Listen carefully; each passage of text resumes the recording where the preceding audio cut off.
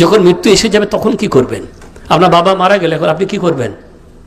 মায়ের মারা মৃত্যুর খবর শুনে আমাদের মনে করলো অনেকে আছে, সালাম আলাইকুম, ওয়ালাইকুম সালাম, ভাই আজকে আপনার আব্বা মারা গেছে। হ্যাঁ, বাস ওখানেই ফেলে দিল, না ইল্লালিল্লাহ পড়লো না কিছু পড়লো, ওটা ফেলে দিয়ে শুরু করে দিল কাঁদতে, হাও মা করে কাঁদছে। আর কি হলে বা কি হলো, আমার বাপ মরে গেছে, হাও মা শুরু করে, ইন্নালিল্লাহটুকু পড়লো না।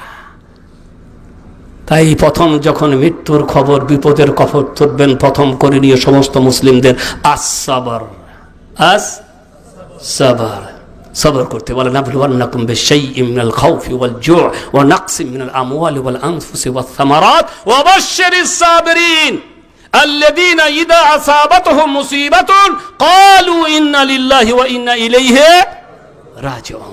আল্লাহ তাআলা বলছেন, আমি তোমাদেরকে অবশ্যই অবশ্যই পরীক্ষা করব। কখনো ভয় দেখিয়ে, এই যে ভারতে এখন ভয় আতঙ্ক সৃষ্টি হয়েছে, মুসলমানদেরকে তাড়িয়ে বলে কি করবে, পালায় তাড়াবে, পালা কোথায় তাড়াবে, বাংলাদেশ লিবে? বাংলাদেশেই তো জায়গা নাই, যা মানুষ রয়েছে, আবার এতগুলো 16 কোটি মানুষকে আবার লিবে, কোথায় দেখে লিবে? কে লিবে? আতঙ্ক সৃষ্টি করছে, আতঙ্ক কখনো ভয়, ভয় দেখাবো কখনো পরীক্ষা। এই ভয়ের সময় কি থাকতে হবে, অটল থাকতে হবে। পরে একটা টেলিফোন করে বলছে, হুজুর এই জোর করে যে শ্রীরাম বলতে বলছে, বলা যাবে না, বলা যাবে না, শ্রীরাম বলতে বলছে, জয় শ্রীরাম বলা যাবে না, বলা যাবে না, কি বলবো, কি ফতোয়া দিব আমরা? বলে ভাইরে, তোমাদের যদি শরীয়তি জ্ঞান থাকতো, আবু বকর, উমর, উসমান এবং বিলাল রাদিয়াল্লাহু তাআলা, সুমাইয়া, আম্মার, ইয়াসির, এদের কষ্টের কথা যদি মনে থাকতো তোমাদের মনে, তাহলে তোমরা এই প্রশ্ন করতে না। এদের কষ্টের কথা যদি মনে থাকতো, এক বাড়িতেই ইসলাম শেষ, আমাদের এক ঢালাইতেই ইসলাম শেষ হয়ে গেল আমাদের।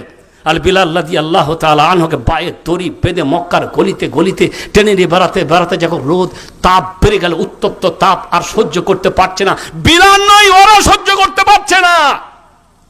যারা টেনে টেনে নিয়ে বেড়াচ্ছিল তারা আর রোদের তাপ সহ্য করতে পারছে না, বিধায় বিলাল রাদিয়াল্লাহু তাআলা আনহুকে রোদের মধ্যে ফেলে বিরাট পাথর চাপিয়ে দিয়ে তারা বিদায় নিয়ে চলে যাচ্ছে।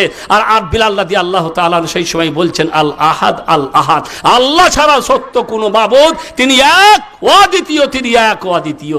এরকম ঘটনাগুলি যে আমাদের জানা থাকতো, তাহলে কমসে কম তো অনেকটা নিজেরাই ধৈর্য ধরার কি করতাম, ধৈর্য ধরার চেষ্টা করতাম। আল্লাহ পরীক্ষা করবেন, এইটা তো আমরা জানি না। আসলে আরো কত ঘটনা আছে, মর্মান্তিক ঘটনা, সাহাবাদের জীবনের কত ঘটনা, মর্মান্তিক ঘটনা। খোবাইবকে যখন ফাঁসি দেওয়া হচ্ছে, তখন সেই আবু সুফিয়ান বলছে খোবাইব কাছে, বলো তোমার জায়গাতে যদি মুহাম্মদ হতো তাহলে তুমি খুশি হতে না? মুহাম্মদ নেই, মুহাম্মদুর রাসূলুল্লাহ সাল্লাল্লাহু আলাইহি ওয়াসাল্লাম মদিনাতে অনেক দূরে, তাকে ফাঁসি দেওয়া হচ্ছে মক্কার বাইরে নিয়ে গিয়ে।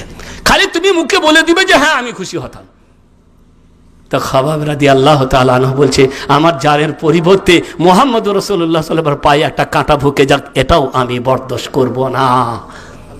মরা তো দূরের কথা, কাঁটা ঢুকে যাক এটাও আমি কখনোই বরদাশত করব না। বিলাল রাদিয়াল্লাহু তাআলা আনহুকে যখন মারা হতো আর বলা হতো তুমি আল্লাহ ইসলাম ত্যাগ করো, ইসলাম ত্যাগ করো, বিলাল রাদিয়াল্লাহু তাআলা আনহু বলতেন, লাউ কুনতু আ'লামু কালিমাতান হিয়া আগলাদ লা কুলতুহা, লাউ কুনতু আ'লামু কালিমাতান হিয়া আগলাদ লা কুলতুহা। আমি আল আহাদ, আহাদ ছাড়া আরো কোনো একটা বাক্য যদি জানতাম, যে কথাটা বললে তোমাদের জ্বালা আরো ধরতো, ওই বাক্যটাই কিন্তু বলতাম। কিন্তু এরকম কোনো বাক্য এখন আমি জানি না। ভাই ধৈর্য সহ্য করতে হবে। চট করে এক বাড়িতে ইসলাম ত্যাগ করে দিবেন এমন কথা, খালি ফতোয়া, শ্রীরাম বলা যাবে না, যাবে না, শ্রীরাম বলা যাবে না, যাবে না, এই যে ফতোয়া বর্তমানে কত। তো ভাইরা আমার, আল্লাহ বলছেন তোমাদেরকে আমি বিভিন্নভাবে কি করব, পরীক্ষা করব। কখনো ভয় দেখিয়ে পরীক্ষা করব, কখনো ক্ষুধা অনাবৃষ্টি দেখিয়ে, কখনো জান মাল শস্য শ্যামল সব নষ্ট করে দিব। ওয়াবাশশিরিস সাবিরিন, এই সমস্ত পরীক্ষায় যারা ধৈর্যের পরিচয় দিবে তাদেরকে সুসংবাদ শুনিয়ে দাও। কিসের সুসংবাদ? আল্লাহ আবার কিসের সুসংবাদ দিবেন? জান্নাতেরই সুসংবাদ দিবেন।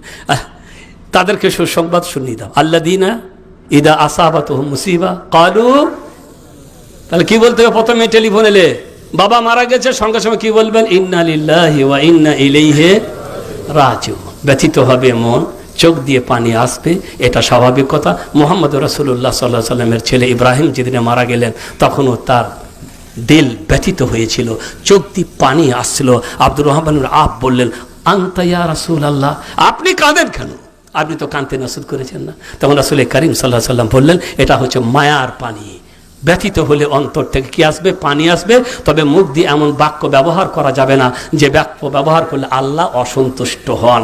আল্লাহর ফয়সালাকে মাথা নত করে আল্লাহ গো কাদ্দারাল্লাহু ফাআল ওমা কাদ্দারাল্লাহু ফাআল ওমা শাআ কাদ্দারাল্লাহু ওমা শাআ ফাআল কাদ্দারাল্লাহু ওমা শাআ ফাআল। এলা আল্লাহ করতে নির্ধারিত এবং আল্লাহ যেটা চেয়েছেন সেটাই বাস, আর কিছু করার নাই আমাদের। তো প্রথম কর্তব্য হচ্ছে কি করতে হবে? ধৈর্য। কখন ধৈর্য ধরতে হবে? সঙ্গে সঙ্গেই, 4 দিন পরে না, 4 দিন পর তো ধৈর্য ধরতেই তো হবে। আর কি করবেন? কদিন কানবেন? নাকি হরতাল করে মাঠে নামবেন? রোড জাম করবেন? হ্যাঁ, সরকারের বিরুদ্ধে রোড জাম করি, একটা অ্যাক্সিডেন্ট হয়ে মানুষ মারা গেছে আর ওই রোড বন্ধ। এই রোড বন্ধ হয়ে যাওয়ার কারণে কত গাড়ি আটকে গেল, কত অ্যাম্বুলেন্স আটকে গেল, কত গর্ভবতী মায়েদের গর্ভ হওয়ার জন্য যাচ্ছিল হসপিটাল, তারা মারা গেল রাস্তার মধ্যে। কত ভাইয়ের ভিসা নষ্ট হয়ে গেল, এয়ারপোর্ট পৌঁছাতে পারলো না। একটা মানুষ মারা গেছে বলে আমরা কি করলাম? গোটা রাস্তা জাম করে দিলাম, আগুন লাগিয়ে দিলাম, রেশকা পুড়িয়ে দিলাম, সবকিছু। কেন? আর অ্যাক্সিডেন্ট করেছে একটা মানুষ, আরে মৃত্যুটা কে দিয়েছে? মৃত্যুটা কে দিয়েছে? ওই লোকটা নয়, ওই ড্রাইভার নয়, ওর দিয়ে ভুল হয়ে গেছে, মৃত্যু এসেছে সময়ে। ওই সময় ওই রকম অবস্থায় তার মৃত্যু হওয়ার কথা নির্ধারিত ছিল কার কাছে? আল্লাহর কাছে। কি মারবেন ওকে? এখানে সৌদি আরবের লাশ পড়ে থাকে, বাবা পিটা সবাই এসে হাজির হয়ে থাকে, ড্রাইভার দাঁড়িয়ে আছে, আজনবী বিদেশি বাঙালি ইন্ডিয়ান ড্রাইভার সাইডে দাঁড়িয়ে আছে, কোনো ছেলে ড্রাইভারের দিকে তাকিয়েও দেখবে না।